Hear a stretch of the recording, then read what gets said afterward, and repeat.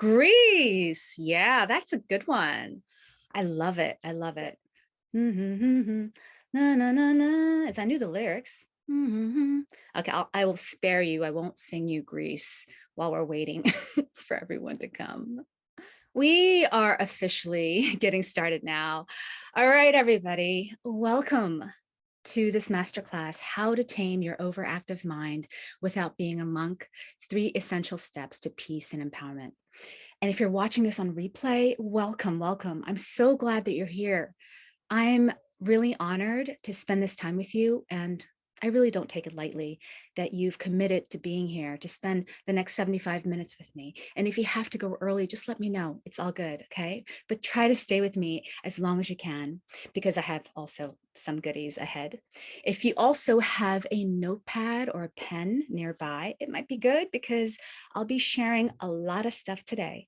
So as I was saying before, keep that chat box open because we'll be doing a lot of interacting in this class. Okay, so before we really go ahead and dive in, I just want to do a quick disclaimer, all right? The information in this class is for educational purposes only. It is not replacement for therapy, or nor is it intended to cure or treat or diagnose medical conditions. Anyone who is suffering from extreme distress or PTSD should consult a trauma counselor or health professional before doing any of the practices in this class. So if this is you, just let me know privately in the chat. I want to make sure I approach your situation with the right care. Okay. All right. Are you excited to start? Type excited in the chat box if you're ready to get started. All right, Jen, thank you. Awesome. Dave, thank you. All right. It's time now to get, yes, Dana, thank you, Devin. Oh, super duper excited. Thank you, Sharon. Thank you. All right, here we go, guys. We're going to take this time now to rebalance and focus. All right, I want to invite you to give yourself permission to take this time for yourself unapologetically, to make this your space, because you came here for a good reason. And I want to honor that and make sure that by the end of this masterclass, you walk away with a lot of value. So I encourage you to put away your phone, close all the tabs in your computer, give this your undivided attention so you can get the impact you want. Okay. So to help you get settled and rebalanced, I want to lead you in an opening exercise to help you get centered, calm your nervous system, and prepare to focus. How does that sound? So come to a comfortable position and allow your eyes to close if that feels good for you, or you can keep them slightly open, lowering your gaze. And I want you to put a hand on your lower belly if you like. And let's take 3 sighing breaths together. Breathing in through your nose, expanding your lower belly, and out through your mouth. Good, let it out. Again, dropping the air into your lower belly like a balloon, filling all the sides. And out through your mouth, just let go of whatever you don't need right now. Breathing in again, dropping that air into your lower belly all the way down to your tailbone. And out through your mouth. Good. Now, I want you to take a moment to check in with yourself. How are you feeling? Do you feel excited, tired, bored, agitated, joyful? There's no wrong answer. Just allow space for how you feel to be here. And now notice your body. What's the predominant sensation in your body right now? Just observe. Maybe you feel sensations in and around your belly, maybe in your throat, or maybe in your chest. Just notice what sensations are arising in those areas or anywhere in your body that's calling out to you. Now I want you to picture a square in your mind, okay? A square. It could be any color. It could be glittery, neon. Make it fun. Why not? Okay. We're going to trace along the sides of the square as we breathe in and out for a count of 5. And when we get to the corners of the square, let that be the natural pause in between the breaths. Okay. So do you have that square in your mind? Let's start at the lower left corner. We're going to trace the square. Breathing in through your nose, tracing in 2, 3, 4, 5, pausing at the corner, and breathing out, tracing 3, 4, 5, pause. Breathing in, continue to trace 3, 4, 5, pause. Breathing out 2, 3, 4, 5, pause. Breathe in 2, 3, 4, 5, pause. Breathe out 2, 3, 4, 5, pause. Last one. Breathing in 2, 3, 4, 5, and pause. And out 2, 3, 4, 5. Good. Now you can just let that go. Return to your normal breath and just notice how you feel. Do you notice any differences from when you first checked in with yourself?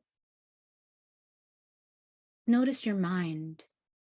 Is it a little bit more calm, maybe? A little bit more grounded? Just notice. Good. And now bring your awareness to your hands, your fingers, your thumbs, and now your pinkies. Notice the temperature of the air on the back of your hand. What temperature is that? Great. Now you can start to begin wiggling your fingers a little bit and gently begin to open your eyes if they were closed. Good. Thank you for doing that exercise with me to rebalance and focus. If that felt good and you feel more relaxed and able to focus, please share in the chat box how you feel. All right. Okay. So this square breath technique that we just did, yes, Jen is relaxed, is something that I use with my clients to help them rebalance their nervous system. And I think the added visualization also helps for a lot of people. Yeah, Dana, give me thumbs up here. So let me know if that visualization also helped you too. Plus, we engaged your awareness to the sensations of the body to help bring better focus in as well. So jot this one down so you can practice it, all right? Mike says, calm, I'm calm, awesome. Okay, so now I have another goodie, special bonus for you. All right, everything I'm gonna share with you here has equal value and it's all interconnected. So it's super important to your journey in finally taming your overactive mind that you stay until the end of this masterclass if you can, so that you can get the full picture and all the strategies I'm about to offer. And I will make it a tad easier for you to stay until the end by giving you this incentive. Close to the end of this masterclass, I'm going to post a link in a chat where you can get instant access to the Ultimate Good Night's Sleep Collection. Dreamy, right? Comprised of 10 of the most delicious, relaxing, guided meditations created by moi. And all you have to do is just lie down in your bed, head on your pillow, close your eyes, listen, and drift. How does that sound? And these are super effective because while I was editing these, I just kept on falling asleep. So tell me, type staying in the comments if you commit to staying until the end of this class. All right? Awesome. Thank you. Thanks, Jen. Thank you. Type staying if you commit. All right, Devin. Thank you so much. Thank you, Stefano. Thank you, Dana. Thanks, guys. Thanks, everyone. So I have a big promise for you today. Thank you, Mike. So the promise is that you're going to learn key concepts to shift away from the grip of the overactive mind and all the anxiety that it produces, and how to stop wasting time doing ineffective tactics that keep you spinning and don't help to transform your mind chatter. And instead, I'm going to walk you through what's worked for me and my clients and share some science that backs this up. And you'll also learn how to start establishing a better method to tame that internal podcast so that you can finally be the boss over your negative self-talk for good. And in order to do that, in this class, you'll discover what the root cause is and how to address it. And we'll do another practice together so we can experience this. You can experience this for yourself. All right. I want you to understand not only through your head intellectually, but through your body to get a taste of what's possible for you so you can finally begin to rely on yourself. Come home to yourself with these practices. Does that sound good to you? Because I know how tiring it is to be on that hamster wheel trying to figure this out. I was hamster wheel queen. But I want to give you the shortcut to skip over all that Googling and the random YouTube videos, all the trial and error, and just do what actually works. And when I learned the steps that I'm going to share, it opened up a whole new chapter for me. So before we dive further, I want to know if you can relate to any of these. And as I read these, feel free to type yes in the chat box if it resonates, or if there's anything else that you might like to add. Okay. Are you tired of your mind never feeling rested? Like your attention is all over the place all the time? You're feeling overwhelmed and it's hard to stay on task, leaving you exhausted by breakfast? David says, yes. Dana, yes. Jody, yes, I know. This is a common one, right? And do you want a clearer, simpler way to tame your overactive mind without feeling lost as to how to do it? Are you fed up with health apps on your phone, Googling YouTube videos or detox programs that aren't really detoxifying anything? Do you want to stop feeling tired, unworthy, like you have to resign yourself to mental chatter?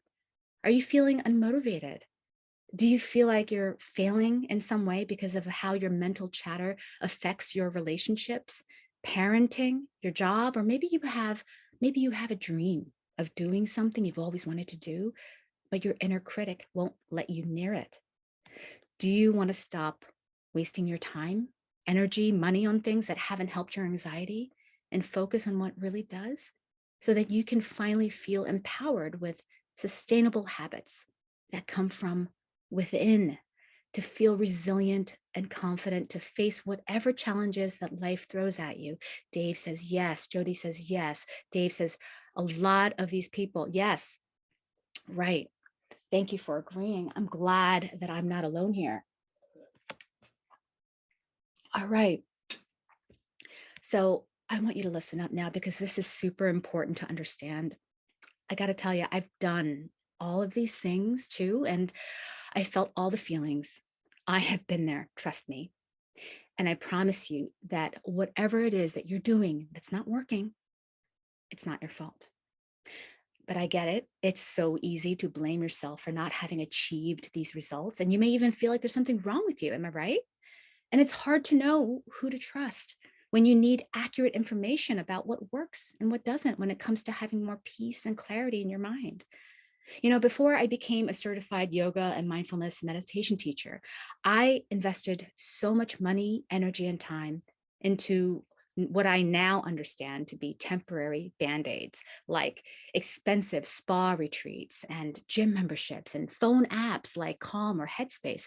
For me, it didn't give me the impact that I was looking for. So I was on a roller coaster ride. And fast forward to now, I've gotten off that roller coaster a decade ago, and I've consistently been on this path, showing up, developing, and deepening with my own personal practice that I designed myself, and it's been my bedrock. But before I knew better, I was so sure that I was the culprit, that there was something deeply flawed and wrong with me, that I was the crazy one. But it wasn't. You know what was? It was my approach. And when I changed my approach, I was able to do the following. And as I read these, I want you also to picture yourself manifesting these in your life. waking up in the mornings with less anxiety and stress, looking forward to the day, not, ugh, I have to get through another day. Yeah. No longer having to rely on booze, pot, or other crutches to get a vacation from your thoughts. Gaining consistent access to a deeper sense of peace that maybe you didn't even think was possible. Stop feeling hijacked by fatigue, like you're carrying a 50-pound bag of all of your personal failings everywhere.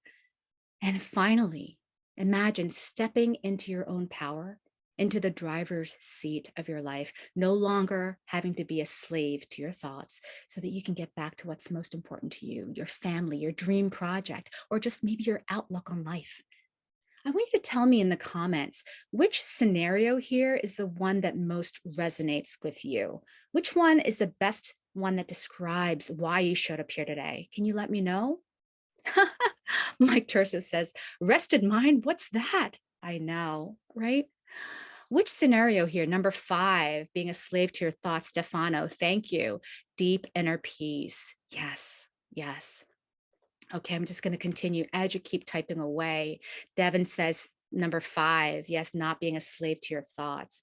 Awesome. Thank you so much. So before I continue, 5 again, 5 seems to be pretty popular. Thanks, Dave. So I'm just going to introduce myself real quick. I'm Hannah Moon. I'm a certified meditation teacher with the Interdependence Project in New York City and the International Mindfulness Teachers Association. And I'm also a certified yoga teacher with the Shambhava School of Yoga in Denver, Colorado, and the founder of the Rise Above Your Inner Critic program. And for 4 years, I've been supporting people from all walks of life who struggle deeply with the overactive mind and persistent negative thoughts. And I help them build their own customized mindfulness practice without spending tons of time like a monk. And I'm also a mom to a very energetic 7-year-old boy and also to a furry boy, my 8-year-old shepherd lab mutt. And I'm a wife, partner to this very, very, very patient man. And I love to swim, dance with my 2 left feet. I'm proud of it. And I love to create art. But back when I was an actor in New York City, I was taking shots of tequila in between auditions. I was bartending in nightclubs in Manhattan, getting myself into situations that I'm not too proud of. I had emotional tantrums practically on a daily basis. And plus, I was a heavy drinker. And I didn't begin my mental wellness journey till I was in my late 30s, and I'm almost 50 now. And I'm not a monk. I've never been to a monastery, nor have I been to India to find myself. All right. I like to have a glass of wine still, and I definitely contribute to our family swear jar. So, hey, I may teach mindfulness, but I like to keep things real. And simply, I'm right there with you with all the hot, messy feelings of being human. I still have to deal with the inner critic and annoying thoughts. Plot twist, Olympic meditators do too. That's right. But now I have the tools. I know the tools and I know how to use them for my benefit and the benefit of everyone around me. But here was me 13 years ago. It was one of my lowest points. I took the selfie, I guess somehow in my head, I thought I needed to document it. This old me would think you're nuts if you told her that she would be giving a masterclass on the anxious mind one day. She'd probably tell you to F off. Anyway, I was living alone in New York City. And 2 years prior to that, I had gotten divorced, where my mom disowned me and all that stuff. Anyway, I hated being alone with my thoughts. I distracted myself by drinking a ton, exercising till my body hurt, and always going somewhere, anywhere to keep my mind off of my internal dialogue and obsessions, which always surrounded how I wasn't lovable, even likable, not smart enough, successful enough, all the not enoughs. I mean, who wants to hear that all the time, right? So it's no wonder that I was constantly running away from myself. The volume on my internal podcast was at 11. And let me tell you, my emotions flew like the wind. One day I'd feel high and super energetic if I had a good audition or something, or lost a little tummy weight. And the next day I'd feel defeated, like I was walking in sludge, doubting who I was. And I believed all the voices that told me I wasn't deserving of a worthy or better life. Now I want to know, can you relate to any of these up and down swings? It's really a roller coaster ride. Type in the chat if you relate to these up and down swings. Yeah, and it's not the fun kind of roller coaster rides. Yes, an overactive mind. Absolutely. I remember one time, thanks, Devin, you can definitely relate. And Dana, yes, I know, with the sad face, I know. I remember one time I was on stage in an off-Broadway play, and my anxiety was so debilitating that I went completely blank. All right. I've done this scene at least 70 times before. Knowing the lines wasn't the issue, but it was all the chatter in my head saying that your performance sucks, you're boring them to tears, they can't stand you. So my brain just decided to stop. And I had no idea where I was or what I was supposed to be saying. And all I could see were about 300 eyeballs. Well, I mean, 600 if you count both eyeballs, looking straight at me while I was having a panic attack on stage. I went to graduate school for acting. My inner critic was destroying my career. I knew then that I had a big problem, and I was so sick of it, so tired of it. I got pretty depressed because whatever I tried, like going on a trip, revamping my diet or exercise routine, reading more self-help books or taking supplements, even talk therapy, while all of this stuff was still helpful on some level, I was still trapped with my negative thoughts. And I found myself one morning putting vodka in some orange juice just so I could get through the day.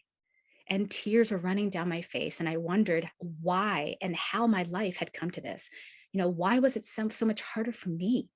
Why did it seem like everyone else had their shit together except me? Women my age were already building happy families and getting ahead in their careers. And I was drinking OJ and vodka at 11 a.m. I couldn't help thinking that there was something deeply wrong with me. Does anyone else feel like this? Or maybe you're struggling with something similar? Hopefully I'm not the only human feeling these feelings, right? Just type in the chat box. Yes, Dave Potts. Thank you. Thank you. Yes. Oh, yeah. Very much so, Devin says. Thank you so much. All right. So then it came to a point where I felt so physically awful.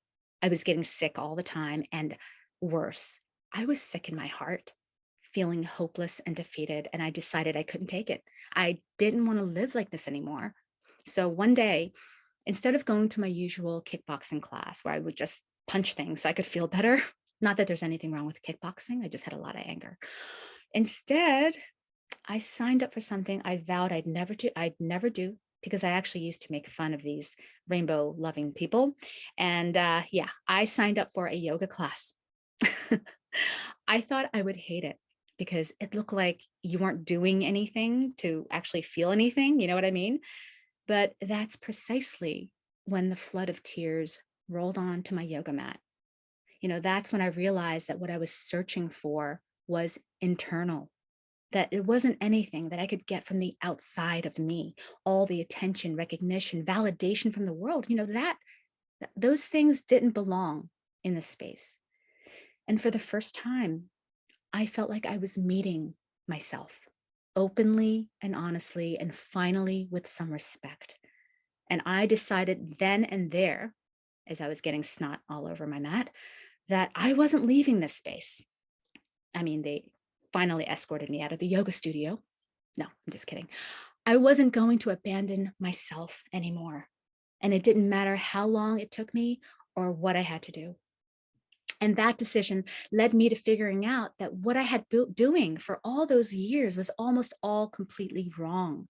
And that's when I started the journey that it got me here to where I am today with you, sharing this methodology with my clients so that they can skip over the years and trial and the struggle I went through so that they can just get to the heart of the issue and just do what works, skip the BS. And I'm super grateful that I made that decision to invest in myself, or I would still be out there trying those temporary band-aids that only boosted my mood and only took me so far. And even though now I'm able to use my mindfulness practice to rise above my negative thoughts, it didn't happen after just that one yoga class. It took me almost a decade to sort it out. And I had to be really honest with myself and test out different strategies to see which ones really worked for me and which ones were really masking the problem. And I struggled hard because I had no one there to support my journey, no one to keep me accountable. It was tough. So now I want you to take a moment to be honest with yourself and ask whether what you've been doing has actually been working for you. Chances are, since you're here, maybe they haven't. And I know how tempting it is to fall for that anti-anxiety tea at Whole Foods or buy stress-reducing gadgets on Amazon or cases of wine. But it wasn't until I made the choice, the decision, and decision is the key word here, to let go of all the things that weren't working for me, that I was finally able to take the steps towards true empowerment over my anxious thoughts for what's been years now. But it all started with a choice, a decision to change. And you can do the same. And what I discovered through all the trial and error was that it wasn't that I had a defective mind or was going crazy, although it sure felt like it did. It wasn't because I was incapable or lazy or stupid or that I didn't even deserve better. Those were all lies, all right? I was not the problem. I figured out the real problem, which was that I couldn't get a handle on my mind because I was continually stuck in conditioned thought patterns. Conditioned as in based on what happened before, and patterns meaning that most of them come up automatically and in a cyclical fashion, especially when we get triggered. I mean, it feels kind of maddening sometimes, right? Sorry, ooh, alarm. Yeah, it feels kind of maddening, right? The same thought happening over and over. So once I figured out that since thoughts weren't really within my control, and it's useless to try to control them or fight them away, I realized I was obsessed with the wrong thing. The thoughts weren't the issue. It was, ready? It was my attention. All right. And what I learned about attention is that it's our superpower. Out of the infinite amount of stimuli and information in the outer world, and also here in the inner world, attention is the thing that directs the brain on what to focus on. Makes sense, right? Brain scientist Dr. Amishi Jha actually calls attention the boss of our brain. All right, that's like the CEO of the CEO. And think about this for a second. What you pay attention to day makes up the content of your life. How you pay attention is your life. Author Oliver Berkman says that when you get to the end of your life, the sum total of all the things that you paid attention to will have been your life. Oh man, that's pretty powerful. I mean, just take that in. All right, but this superpower also has kryptonite because attention is also extremely fragile. We can all agree on that, right? So it's not your fault that you're vulnerable to distraction because we evolved out of our ancestors having to make quick decisions. Like when they saw a tiger behind a bush, they had to jet fast in order to survive. It's not your fault that you have an overactive mind. This is our biological design. Has anyone seen that animated movie Up? When the dog is like talking to his owner, but in the mid-sentence, he goes, squirrel. Has anyone seen that? All right. That is how fragile our attention is. So if that is how your attention feels like, or if you've seen the movie Up, let me know in the chat box. All right. So here is the thing. If you don't use your attention in the right way, it can be used against you. We often have very little awareness of where our attention actually is, who or what is in control of it. We have so much going on in our modern lives, careers, relationships, internet. All of these curveballs are like kryptonite for our attentional superpower. And here's the thing about attention. We can't just decide to pay attention better. Nope. And just knowing about it isn't enough either. And wanting it still isn't enough. Yeah, what you have to do, you have to train your attention. Yeah, because it's trainable. This is an amazing, amazing thing. Why? Because I'll tell you, because when you train your attention, it won't get hijacked so much into past events that are no longer here.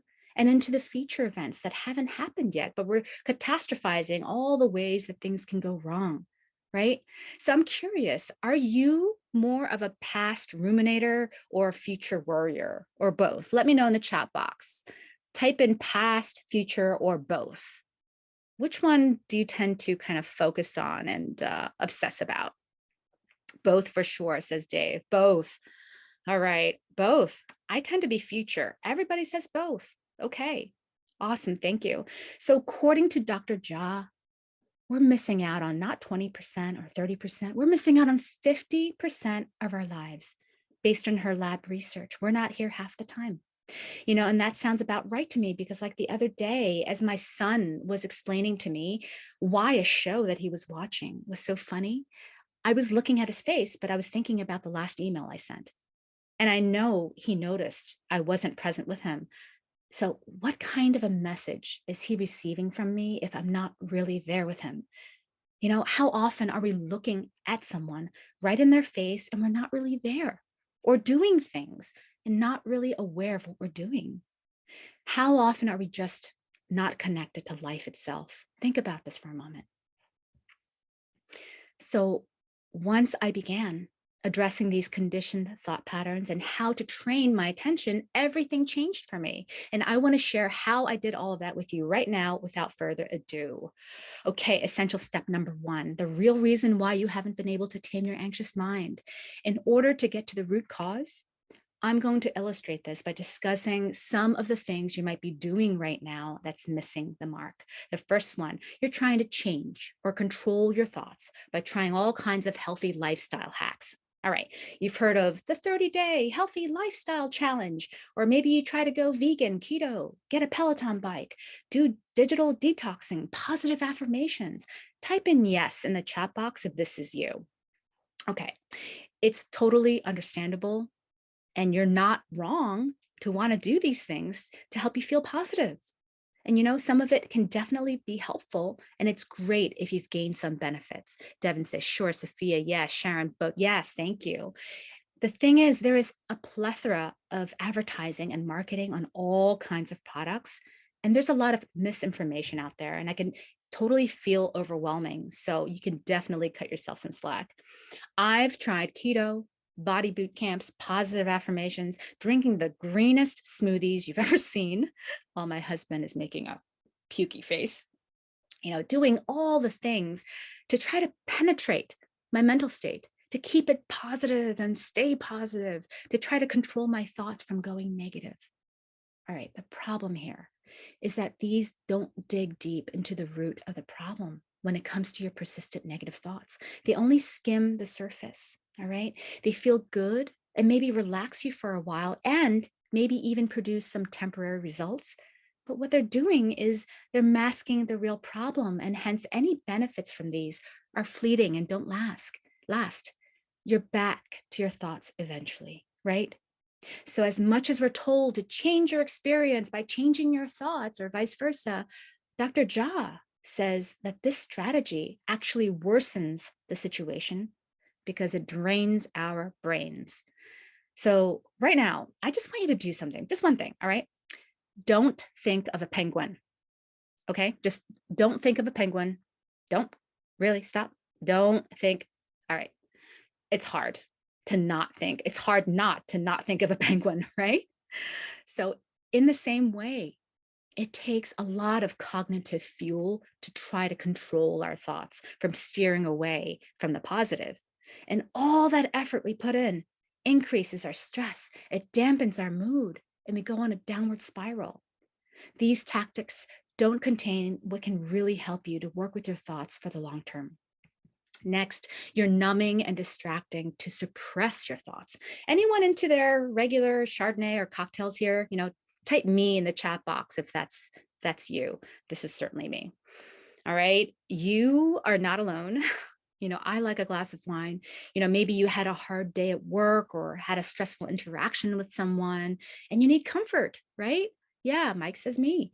And you rely on wine or pot or something that can numb your pain so you don't have to think about it. All right. If this is you, I want you to know that you're really not to blame. We all need comfort and to feel safe. And when we're chronically stressed, all we want is some relief, right? You're not thinking rationally. And actually, neuroscientists say that when you're under stress, the circuitry of your brain that's in charge of self awareness and self control gets dimmed, and the circuitry of habit and impulse gets activated and even makes you unable to predict the consequences of your choice. So when you're pouring that fourth glass of Cabernet, your brain's going, well, it's all good, go for it. And later, when you're feeling gross and hungover, you're like, why did I do that? And then comes the blame, the name calling, and we're stuck in that negative loop, right? We keep going for another fix because it's just another Band-Aid solution. It's a way, again, to mask what's really going on, which is our inability to feel at ease with our minds and ourselves. And next, all right, that alarm is going to keep going off. I know it. You're constantly in need of relaxing self-care. All right, these days, self-care has become commodified and synonymous to pampering. So for my purposes here, I'm talking more about activities like getting massages, mani-pedis, grooming spas. Tell me in the comments. I'm curious if you're doing these kind of self-care things and you can't seem to get enough of them. Does anyone do this? Right? Constantly at the spa, getting massages to ease your anxiety. All right. Well, it's not your fault because the self-care industry, which is worth about $450 billion. Thank you, Sharon. Oh, yeah, she says, it markets this as self-care. So why wouldn't you go and think that this is the way to take care of yourself? Hey, I love massages and there are benefits, certainly. And it's important to give this kind of attention to yourself. But you know what? It's a myth to believe the self-care industry's message that the more we buy these things and obtain these things, the more we can obtain inner peace. We're led to believe that we can change ourselves from the outside in. And again, they don't address the root cause. All right, the next one, taking a chill pill. You've been taking supplements or anxiety meds, thinking this will solve the problem. Just pop it in, let it do its magic. Oh, I wish that were true. Type in yes in the chat box if you want to share. And again, this is not your fault for thinking this. It's a common myth and wish to believe that a pill will make all of our problems go away. Yeah, Devin, thank you. But first, let me say before I go on that I'm all for medication if one needs it, especially if it's prescribed by the doctor. It can give the people enormous relief that they need just to feel stable. And that's a good thing. There shouldn't be any stigma attached to receiving the medical treatment one needs. Okay, getting back to the chill pill. Taking anxiety meds or supplements to boost the mood may offer some temporary relief, but they only treat the symptoms, not the source. Again, masking the root problem. Okay, Harvard scientists analyzed the data of 47 studies on anxious patients who practice mindfulness and meditation, and they found huge decreases in depression and anxiety and pain, about as much as medications, but with no side effects. That's pretty amazing. And lastly, you keep hoarding info so that you don't have to take action. All right. You have this need. If this is you, type in yes. You have this need to read tons of articles, self-help books, listening to podcasts, and even doing talk therapy so that you don't have to take action. All right. It makes sense that the more we know, the more empowered we feel. Sophia says, that's me. Dana says, that's me. Yep. I get it. Especially in this day and age when information is just at our fingertips all the time. We're seduced with all the info. We think that we can use rational understanding to think our way to transformation. The problem here is that transformation isn't derived from only logic and analysis, even if you're crazy brilliant, okay? Transformation is a total immersive experience, not just through your mind, but remember, you have a body, and your body has a nervous system, which is intimately tied to how you perceive your reality through stress, joy, sadness, fear. Your body carries within it all of those emotions. Now, I just want you to do a quick practice with me. Close your eyes and think of a relaxing place that you visited.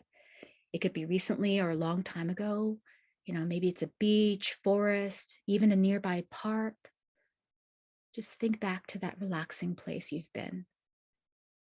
And when you take yourself back to that place, are you analyzing dry details like the population of this town is such and such? Or are you there? Can you almost feel and smell the air? Can you hear the sounds in the environment? What do you hear? How is the sunlight? What's the hue of the sunlight? And is there a quality to your breathing?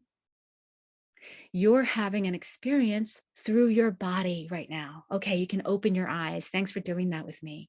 Transformation requires embodiment. All right. Hold on one second. There we go. And it requires addressing the root cause, the conditioned thought patterns. And we address this by training our attention, as I mentioned earlier. And the reason why everything you've tried before didn't work is because it doesn't address these things. And it doesn't train a very important aspect of attention, which is the awareness of where your attention is moment to moment. You see, mindfulness is not about controlling your thoughts, but it can help you feel more in control by being in the driver's seat of your awareness. My client Rachel's incessant self-talk was making her constantly doubt herself and her worth. She had bouts of depression and felt super unmotivated. She tried anxiety meds. She had a shrink. She tried mindfulness apps on her phone, but nothing was working. And the quality of her life was deteriorating. And when I first met her, she mentioned that she had this dream to start her own business, but she quickly brushed it off as a silly notion. After taking her through the steps of my Rise Above Your Inner Critic program, where I helped her develop her own daily personal mindfulness practice, she learned how to be with her thoughts, her emotions. She learned to train her attention so that she was able to, more often than not, step out of the loop of distracted or negative thinking instead of getting caught in it. She got better and better at avoiding kryptonite. And she sent me this testimonial. She said, Hannah shifted my perspective and helped me discover the power of being present and building acceptance. It was a pretty big breakthrough to have someone who understood what I'm going through and battling internally. I'm less reactive in everything, in work, my thoughts about myself, relationships. I've learned how to pause and breathe, listen to my body instead of fighting against it or thinking it's not doing enough for me. These are things I always aspired to do, but now with this practice, it feels very tangible and not just hypothetical. Isn't that amazing? That how her practice brought these good changes in her life. And you know what? She has her own design business and is realizing her dream now. This is the power of training. And this is possible for you too. So now you know that the root cause is conditioned thought patterns, the fact that they happen automatically and it's not your fault. Sophia, thank you so much.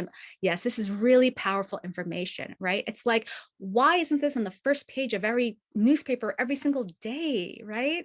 We just don't think about it. We just don't think about it. All right, so we know that the root cause is your conditioned thought patterns and the fact that they happen automatically and it's not your fault. I want to practice one technique with you that I use with my clients to help them build the awareness of the thoughts moment to moment, okay? So instead of pushing unpleasant thoughts away, which is what we normally do, we're going to simply allow them to be there and observe like a witness, like you're at the movies and you're just watching your thoughts on the screen, all right? I call this exercise SCAT, which stands for settle, check in, anchor, and tenderness. So let your body be comfortable. Maybe you're in a chair or a couch. You can lie down if you prefer. It's just going to be for about 7 minutes or so. And allow your eyes to close, or you can leave them slightly open, lowering your gaze. Let's start with S for settle. Going to get into our body and into this present moment by feeling the contact points between your body and whatever is holding you up. All right. Notice the gravity as it's gently pulling your body down. You can relax your shoulders, Loosen your jaw and let your eyes just settle and relax. The muscles around your eyes can release. And let's take one deep sighing breath together, breathing down to your lower belly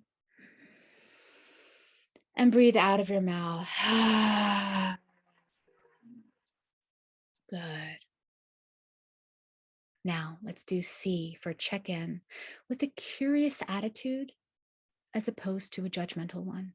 Ask yourself, how am I? How am I?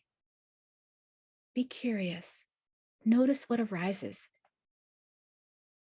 How are you feeling? What's present for you right in this moment? And see if you can hold this space for yourself to be seen, however you're feeling, exactly as you are, okay? Not how you wish you could be, just exactly as you are right now in this moment. So just checking in. And now A for anchor. Anchor is a focal point that you can use either on your body or on the outside of you, like sounds in your room, to focus your attention there moment to moment. But for this practice, let's be with our hands. All right, so bring your attention to your hands. Notice what they're touching. Is it fabric? Or is it a hard surface? What's the temperature of your palms? What's the temperature of the back of your hand? Do you feel any tingling sensations in your fingers? You may or you may not. There's no wrong answer here. Just noticing the felt sensations of your hands. Now, have thoughts come in yet? Okay, this is normal. You're not doing anything wrong. Thoughts are automatic, remember? So it's okay, this is happening.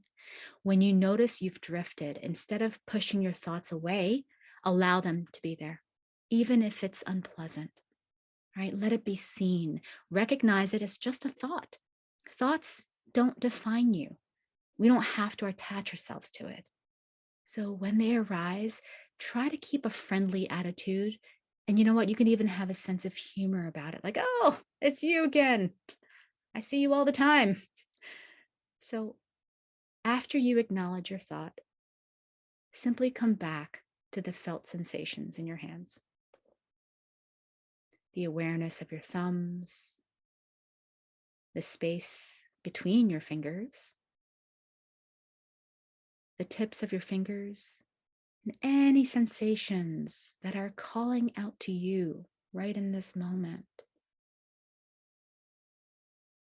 And again, when thoughts arise, just allow it to be seen. And you might get caught up in a story in your head and go on an extended trip, and that's okay. That happens too.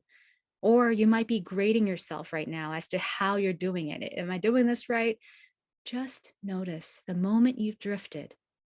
Just acknowledge the story with a kind attitude.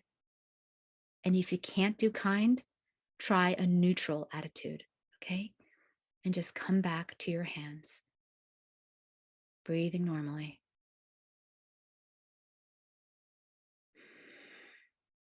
Good. Now T for tenderness. Before we end this session, let's invite an open sense of warmth and tenderness toward yourself for showing up. And if that's hard to do, you can think of someone you care about and bring that energy of tenderness toward yourself as best as you can. Remember, this isn't about getting it perfect. It's called a practice for a reason. So directing a sense of compassion and care toward yourself for the effort in showing up here today, for practicing right now, for being with yourself. And now I want you to honor the fact that you have good intentions for yourself, intentions of well-being, of healing, of creating more room for joy, for centeredness, clarity, and purpose in your life. Place a hand on your chest if that feels good, and let yourself feel these good intentions. Let it sink into your chest. Let it warm your chest and your heart. And give thanks to yourself for deciding to do this. Let's take 2 deep sighing breaths, okay? Breathing down to your lower belly, letting your lower belly expand. And just sigh it out of your mouth. Ah, you can even vocalize if that feels good. Ah. Breathing in again. Full body breath. And out of your mouth, just let it go. Just release. Let it go. Good. Awesome. You can gently now move your head from side to side, giving your neck a little nice, sweet stretch. And you can begin to open your eyes. All right. How did that feel for everybody? If you feel like sharing, that would be wonderful. You can say something in the chat box. How was that experience for you? And was there any particular part that affected you? Please share. And again, remember, this is a practice. All right. It's not a test. You don't have to be perfect.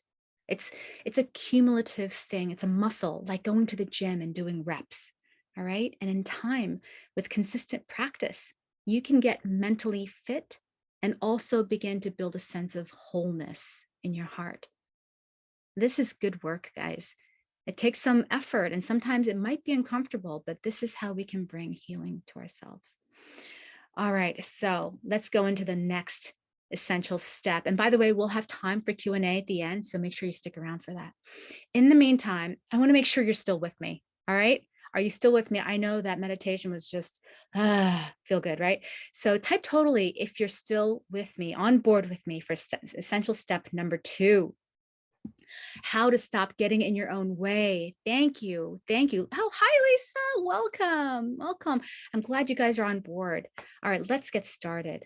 How to stop getting in your own way so you can find inner peace. I really want this for you, and I know you want this for yourself. But let me be straight with you. You're likely holding on to some false beliefs that are blocking you, that are holding you back. So let's just get right into that and expose those false beliefs, because I want you to stop telling yourself these lies and get the results you deserve. Sound good? All right, so here's what I hear most often from people who approach mindfulness meditation and aren't able to transform their anxiety. Number 1, I can't clear my thoughts. Yeah, type yes in the comments if this is you. All right. Okay, I can't tell you how freaking common this one is, so it's not your fault for thinking this. Here is the thing, all right? We have about 50,000 to 70,000 thoughts a day, according to neuroscientists. And as we just experienced, they happen automatically, and it's not your fault. So instead of trying to clear them out, right, we can train our attention and the awareness of our thoughts as we just did, right, in the practice. We didn't need to clear anything out. That only creates a sense of struggle because thoughts will come anyway. So we're practicing how we relate to them instead. Is this starting to make sense, everyone? What we're doing here, in essence, is that we're developing a different relationship to our thoughts, a different dialogue. All right, I want to talk about my client, Sam. He's an acting coach, really struggled with his thoughts and lack of motivation. His attention darted around everywhere all the time. And Sam has a super creative imagination, but he felt so exhausted because he felt like his thoughts were just taking over, and it left him feeling defeated. Do any of you feel this way? And after working together to build his practice and coaching him on the method in my Rise Above Your Inner Critic program, in just a few weeks, he's been able to find stillness and focus, which was his number 1 struggle. And now he's able to practice being aware of his thoughts, which he never did in this way before. And he's more connected to his body and more able to get out of his own way. He's more productive, and he's able to put his creative genius to good use when coaching his acting students. All right, next misconception. All right, if I can talk here. I hear this one a lot. I don't have time. I don't have time. All right. If this is you, type in yes. You don't think you have the time. All right, I don't blame you. We're always in the pursuit of something. Go, go, go, right? All right, whether you're recovering a workaholic like me, or maybe you're juggling multiple jobs, kids, home duties, one thing's for sure, your mental well-being is last on the to-do list or not on it at all. That's how my client Andrea felt, who is a nurse, who had two young kids and was going through a separation with her husband. And she felt really overwhelmed and felt like she had zero time for herself. Her critical voice would rise up about everything, how it was her fault, how she wasn't a good mom.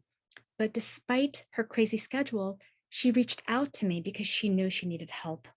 In a relatively short period of time, after taking her through the steps in my Rise Above Your Inner Critic program, she was able to design her own practice within her own schedule. And sometimes she worked nights. And with the compassion practices that are also built into the program, she began a deeper journey with herself. And she learned how to show up despite her messy life and how to rely on her practice that gave her access to ease more on a daily basis. So, hey, if she can do it, you can do it. All right. If you have time to go to the bathroom, you have time. If you have time for your third cup of coffee or your third episode of Netflix in a row, you have time to meditate or practice mindfulness. You do. You don't need fancy equipment. You just need a pulse, your breath, and your attention. And you don't need hours. Just 1 minute can do wonders. I'm telling you. Next one. It's going to take too long. It's too much work. If this is you, type in yes.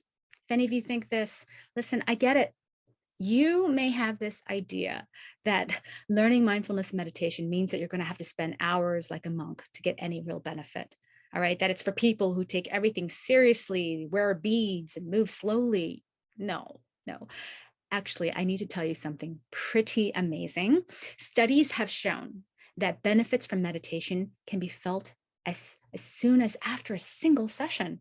And these can include an improved sense of well-being, reduced levels of tension, and studies have shown lower levels of inflammation in as little as 3 days. And if you keep practicing, you get better sleep. The American Journal of Medicine did a study on the effects of insomniacs who meditated, and a whopping 91% reduced their sleeping pill intake or stopped using them altogether. Two, it enhances memory and focus. It thickens this part in the brain called the hippocampus, right? And in a study at the University of California at Santa Barbara, it showed a 16% improvement in scores in students' GRE exams. That's pretty amazing. Okay, and I like this next one. It's really cool. It slows down the aging process, all right? Forget that anti-aging cream. An enzyme called telomerase, which is used actually in cancer research, is known to slow down the aging of cells in the body. Okay, why isn't this on the first page of every newspaper? People who practice meditation and mindfulness had more of this enzyme. Sign me up.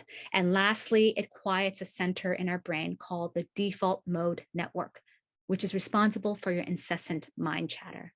A Yale study showed that for people who meditated regularly, this area was less active.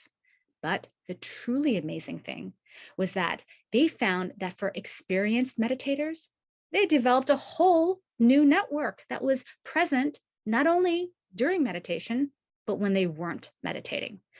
All right, so this is pretty awesome. I'd like to know which of these benefits, all right, would make you so, so happy. So type in the chat box, which would you like better sleep, more focus, slower aging, less mind chatter? Which one just would make you so happy? I know this is like being in a candy store. Which one? I want all of them. You could write all of them. All right, so here's the last belief.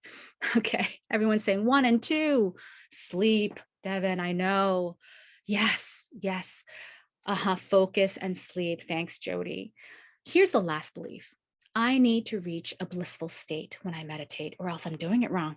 If this is you, type in yes. That's me. And I can't blame you again. Thank you, advertisements. Thank you. How many times have you seen people sitting in lotus pose in a white sandy beach without a single wrinkle on their forehead? All right. These images around us tend to stick in your mind as to how you should look, or you're doing it wrong. So it's totally understandable why you would think this. But hey, now you might be like, Hannah, isn't that the point, to get blissful? Okay, you're not wrong to want this, but here's the truth. Getting blissed out isn't the goal, although those states can definitely happen and do happen. But think about it. If that were the goal, you'd be frustrated every time you weren't levitating, right? You want to quit pretty quickly. And that's honestly why most people do quit. Look, life is messy. We all know that. We're messy, and we think that we're so far removed from that postcard of mindfulness that we lose hope that we can ever do it. But it begins with awareness, awareness of the messiness, and knowing that you can still practice with the messiness and through the messiness. This is what mindfulness really looks like. When we catch ourselves doom scrolling through Instagram at 1 a.m, or losing patience and yelling at our kid, eating a whole bag of Doritos when you're stressed out and not even hungry. Mindfulness can look like being aware of how we're not mindful. But we don't stop there, right?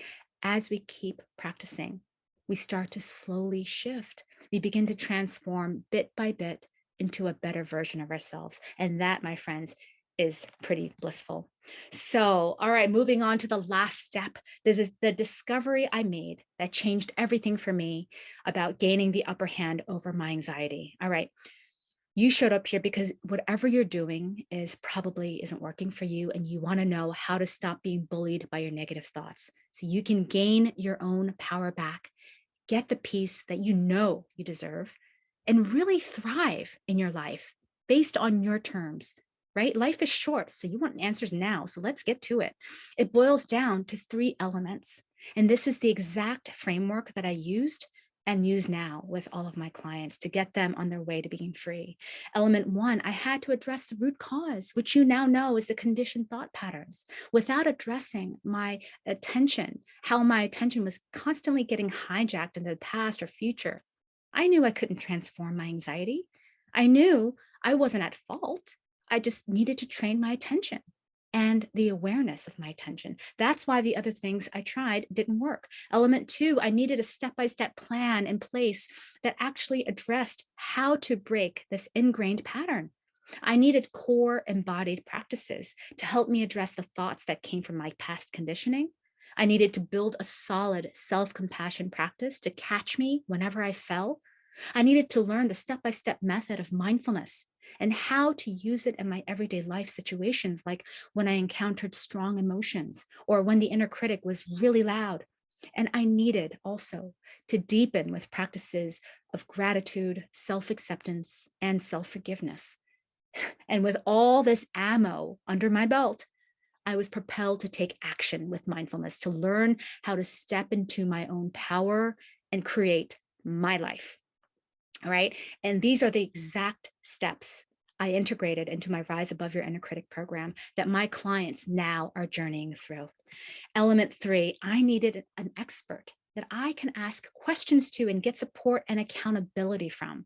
All right. I spent way too much time Googling, reading random videos or reading videos, watching videos, right? It was like walking in molasses. The thing about molasses is that it's not really inspiring. All right. I'd hit slump after slump because I didn't have anyone there to keep me going. That's why I also built this critical component into my program. So my clients like Daniel went from feeling paralyzed with inaction to being propelled to beneficial action with close attention and accountability so that he so needed. And as a result, he began seeing a big difference in the way he was with his thoughts. He started to see himself in a different light, a more compassionate one. And the critical voices are still there. They really never go away. But he's been able to turn the tables where they don't dominate him or swallow him up on a consistent basis. And this made a huge impact on him because it meant that he could get back to his landscape painting, to sleeping better, to being less reactive when triggered. When he received the attention and support, he began to flourish. So now, here are the 3 things I want you to do right now. Stop investing in things that aren't working for you, the things that you are doing that are blocking you from real change. Stop believing in unhelpful ideas that are blocking you. And finally, get accountability and expert guidance to help you address the root cause and give you a step-by-step plan of what to do and why. All right? Consider working with a professional to guide you through this so you can avoid the potential pitfalls, and there are many, but not just any expert. I will tell you that in my experience, the number one thing that derails my clients when resistance and fear kick in is lack of self-compassion. You know what this is like, right? We beat ourselves up. We hold ourselves to a certain standard of how we should be doing it. And if we miss a day or two or a week, we start to lose motivation. We blame ourselves or start creating lies about how it's not working for us, right? So it's crucial that you have the right guidance to help you navigate the slumpy days and to help you show up with compassion and what I like to call loving diligence. So did you know also that we're going to do a practice, by the way, real soon? Did you know that compassion activates the vagus nerve, which connects your brain to your guts by bringing in the calm? And it also lowers the stress hormone cortisol, and it boosts your immune system. So I want to do that. Let's activate that vagus nerve right now by turning your attention inward for a moment. Close your eyes if that feels comfortable, and take one breath down to your lower belly and sigh it out.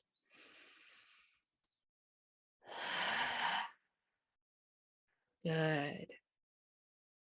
Now notice the sounds in your room. What do you hear in your room?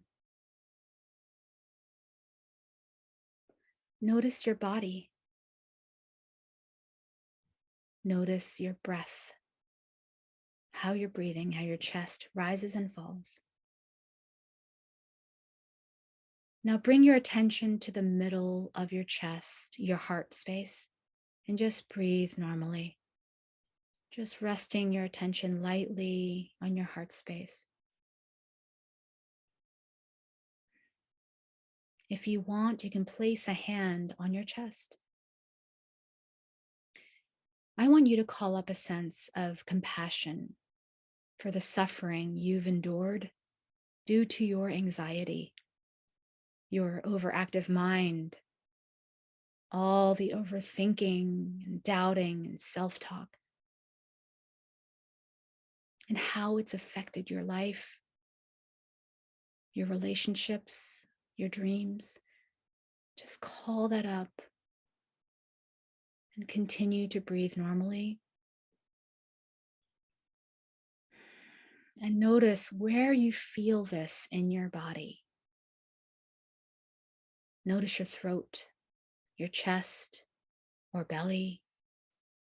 Is anything tightening or constricting when you think about what you've endured? Just notice.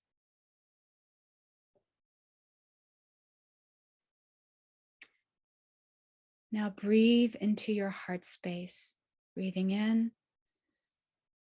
And as you breathe out, send comfort to that area of tension in your body. Breathing in again, a nourishing breath. And breathe out, send it to the part of your body that really needs it. Good, breathing in again, full nurturing breath.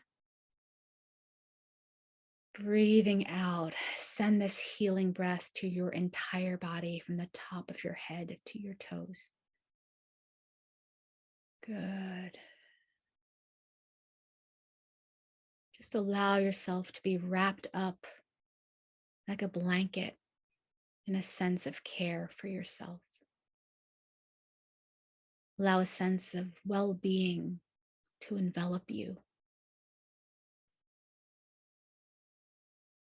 I want you to honor your good intentions for yourself, to be free from your suffering. I want you to acknowledge the goodness of giving yourself this compassion. Good. You can gently open your eyes now. Thank you for doing that practice with me. And can you see how self-compassion is a crucial foundation for your practice? All right.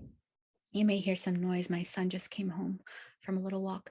All right. So now, my friends, you have a choice. There's path A, which might be the path you're already on. Maybe you're putting temporary band-aids on your pain, riding that roller coaster, the highs and lows, and probably not getting any real results. And maybe you're feeling tired, stuck with your persistent negative thoughts and self-doubt.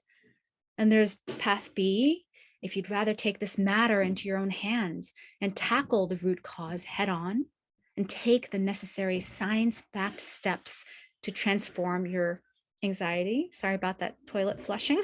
I'm right next to the bathroom. Okay, and how you can transform the way you are with your conditioned thoughts. And finally, you can develop a reliable practice for real and lasting access to greater peace and empowerment that you deserve. The choice is yours. Type empower in the box for path B, if that's the path that you'd like to take. All right. Type empower. So I'm going to start wrapping this up here, and your free bonus is coming up soon. All right. Thank you for lots of empowers I see in the chat box. Thank you. So your free bonus is coming soon. And in this masterclass, I just want to review real quick. You've learned the 3 essential steps, plus some techniques like square breathing technique. And we did at the top to help you bring calm and focus. It sounds like I need to do that again right now. We also did the scat technique to address your thoughts. And we did a compassion exercise to nurture our hearts. You've also heard me mention my course, the Rise Above Your Inner Critic program. And this is the main vehicle I use to effectively help people tame and transform their overactive minds and say goodbye to all the unnecessary frustration and stress that they're experiencing. The practices that we did today are just some of the techniques I use in the program, and there's certainly a lot more. My clients get to experience a step-by-step process where they learn to develop their own personal practice and to really deepen their own relationship to themselves, not only through meditation, but through mindfulness practices to integrate into their everyday life, like mindful eating, mindful walking, journaling, breath work, movement, and a lot more. And of course, this is all held with essential accountability and support so that they can get the close attention that they need in order to transform their overactive mind into a peaceful and empowered one. So if you feel good about what you've learned in the past hour and want to try to do it on your own, give it a go. I'm thrilled that you've received some valuable information and practices today.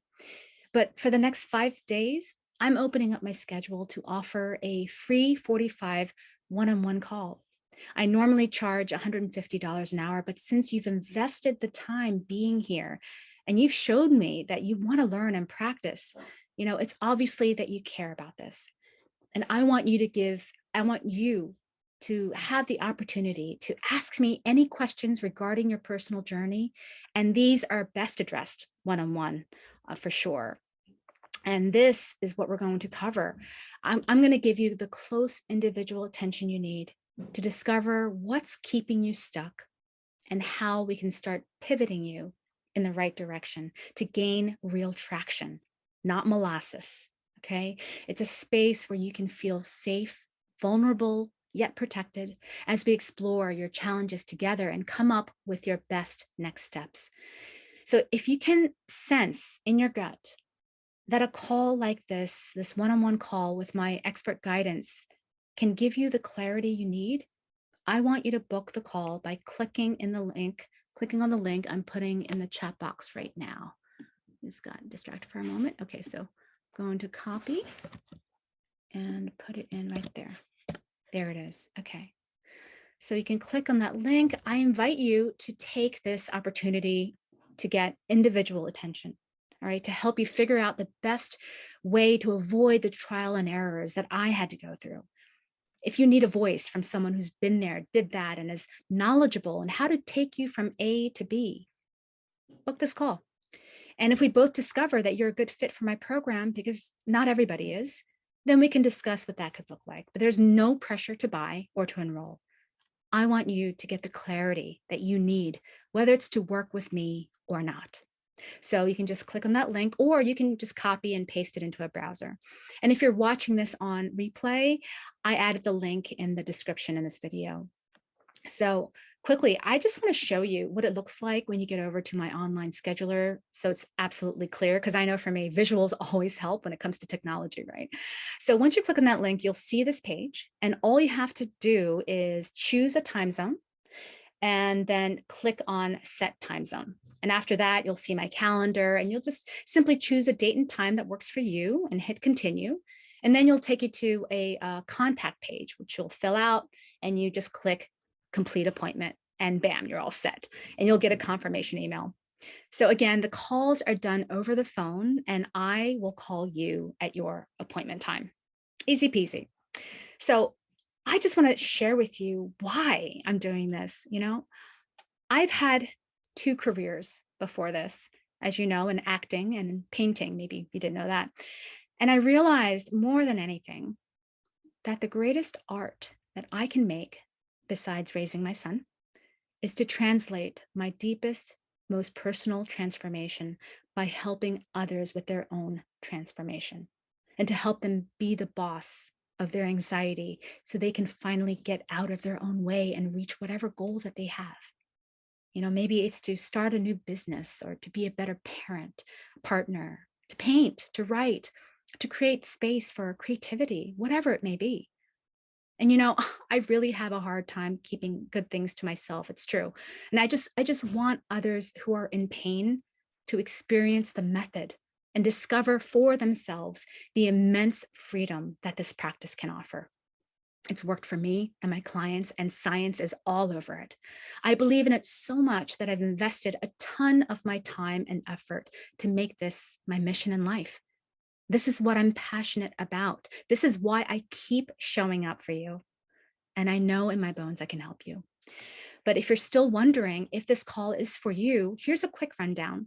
All right, this call is not for you if you're not ready to make a change, not ready to make your transformation a priority for yourself. If you're pretty content in your comfort zone and not interested in changing. If you're looking for a quick fix, as you know, those won't work long term. If you're not open-minded to a new way of doing things, and you don't want to learn about how to train your attention or awareness, then this call isn't for you, all right? But this call is for you if you're just done with approaches that don't work with your thoughts and are hungry for what does. If you're accountable and aren't afraid to ask for support, this call is for you. And if you're 100% committed, willing, and ready to learn, to do what it takes to pivot your direction, and you know that a success isn't linear, if you want so much to learn how to be more compassionate with yourself, then yes, this call is for you. All right.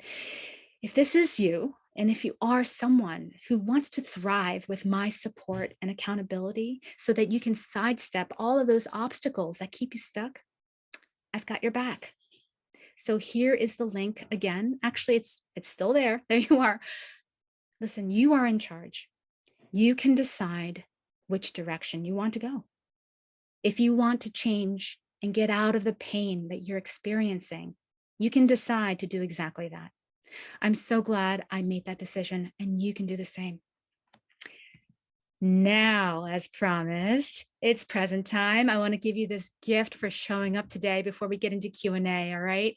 It's the Ultimate Good Night's Sleep Collection. This is yours to keep for showing up for yourself and for being committed to taming your overactive mind. And I'm putting this link right in here. Oops, 1 second. Here it is again. Got it. Copy and paste. Bam. There you go. It's my little goodie bag for you. You can just click on it. It'll open, or you can copy and paste it. Get in your bed, rest your head on your pillow, listen and drift. Okay. So enjoy it. And if you can't, if that link doesn't work for any reason, you can just email me and let me know. Here's my email, and I'll just send it directly to you. Okay. So now I want to go over any questions that you might have. Okay. Do you see this? Here we go. 1 second. I'm having a little situation here. All right. So some of the questions you might have, or I'll just keep going here. If you have any questions, you can add them to the chat box. All right. And afterwards, I can just go over any questions you might have. Do you call me or do I call you? All right. I call you at the start of our appointment time over the phone. All right. And how long is the call? It's 45 minutes and it's free. Is there a catch? No, there is no catch. I give you value first. This call is a service to you by discovering what's holding you back and how you can start redirecting your life. All right. How you can start to implement the 3 steps and practices you learned here. I want to give you a chance to ask me any questions one-on-one regarding your personal journey so you can get the clarity that you need. And if we both agree that you're a right fit for the program, then we can talk about that then. But there's never any pressure to buy anything, okay? How can you help me? Can you help me if I've never meditated or I'm new to mindfulness? Should I still book a call? Another toilet flushing. Thank you, toilet flusher, for doing that on my webinar. Okay. It's probably my husband. All right. So the answer is yes, absolutely. Whatever level you're at with meditation, it's totally okay. Okay. You're here to learn. If you're motivated to change your life, you'll learn. And remember, I will meet you where you are. And wherever that is, that's a great place to start. So do I see any other questions here? I don't think so. All right. So I don't know if you can see this. There you go. Well, we did it. Thank you so much. Thank you for coming today. I'm going to do a short breathing exercise, just 3 sighing breaths. If that's how you want to end this webinar, let's go ahead and do that so I can send you off feeling really, really good. All right. Thank you for the toilet. Breathing in again, down to your lower belly. You can put your hand on your lower belly. Taking a breath in, nice and slow. And let your hand move away from your spine as you breathe in. And now let go out of your mouth. You can vocalize if you like. Ah. Now breathing in again. Breathe in the good intentions and practices that you've learned here. And breathe out. Let what you've learned vibrate in your body right now. Great. Last one, breathing in your intention for yourself as you continue on your journey. And breathing out, just let it go. Let the grip of the pushing and control, just let it dissipate. And just allow a sense of trust to arise. To know that you're exactly where you need to be and that the universe has your back. Okay, I invite you to take this breath of calm and peace into the rest of your weekend.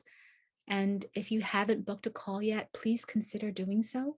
And for those who have already booked, I can't wait to speak with you. It's going to be an amazing journey. So feel free to reach out to me via Facebook, Instagram, email with any questions. All right. Be well, everyone. I'll talk to you soon. Bye.